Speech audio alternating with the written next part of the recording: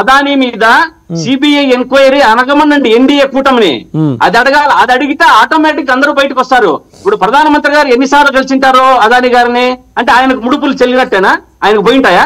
ఇప్పుడు మేడం గారు చెప్పారు 3 సార్లు 4 సార్లు సీఎం గారిని కలిశారు అని. అదానీ గారు ఎన్నిసార్లు కలిసింటారమ్మా తెలియదా? అయితే ఆయన కలుస్తూనే ముడుపులు చెల్లిస్తాయా?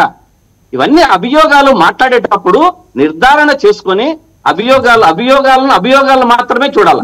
రైట్. కీర్తన్ గారు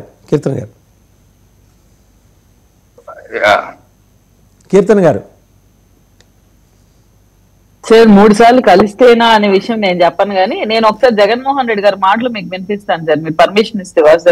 వినిపించండి.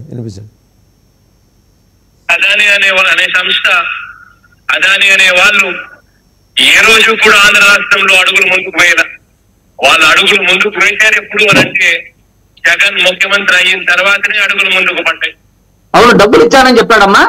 డబ్బులు ఇచ్చారని చెప్పాడా? నాకు ముందడు చేశాడు, అభివృద్ధికి తోడ్పడ్డాడు అని చెప్పాడు. అభివృద్ధికి తోడ్పడ్డాడు అని చెప్పాడు కానీ మీరు ఆ వీడియో చూపించారు. చెప్పండి. నేనేం స్టార్ట్ చేయకముందే మీ సాక్షి పేపర్ గానీ మీ అధికార ప్రతినిధులు ముందుకు వచ్చేస్తున్నారు. నేనేమన్నా అన్నానా మిమ్మల్ని? ఇప్పుడు అసందర్భంగా చూపించారు. అభివృద్ధికి అదానీ గారు ముందుకు వచ్చారు అని అన్నాడు. దానికి తోడ్పడ్డాము అని చెప్పాడు. అక్కడ అంత అయితే మాట్లాడలేదు సార్.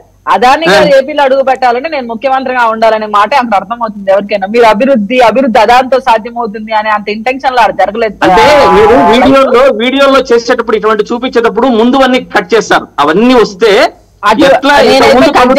తీసుకున్నారు.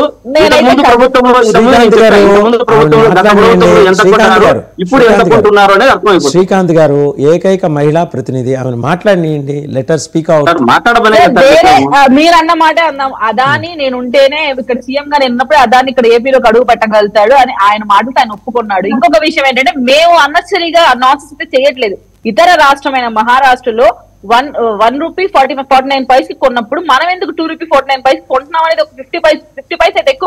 గత ప్రభుత్వంలో టీడీపీ ప్రభుత్వంలో 5 రూపాయల 10 పైసలు మీరంతా ఏమయ్యారు?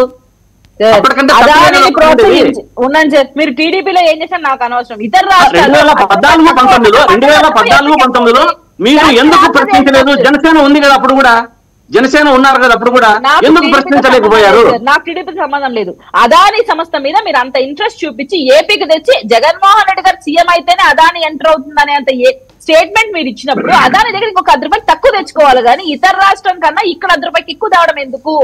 అండ్ దీంట్లో ఏ ముడుపులు అందాయి అనేది కదా ఇక్కడ వర్షన్ మేము మాట్లాడుతున్నది. మీరు ఆ వర్షన్ మీద మాట్లాడండి. టీడీపీ అది చేసింది, నాకు టీడీపీ అనవసరం. జగన్మోహన్ రెడ్డి మీకు టీడీపీ అవసరమో నాకు ఇతర రాష్ట్రాలు అవసరం లేదంట. అట్లా కాదు కదా. ఇక్కడ సబ్జెక్ట్ వస్తున్నది ప్రతి ఒక్కరూ సంబంధించింది, ప్రతి దీనికి సంబంధించింది. మీకు టీడీపీ అవసరం అంటే నేను ఇతర రాష్ట్రాలే అవసరం లేదు ఇక్కడ మాట్లాడేది అంట. అది కాదు కదా.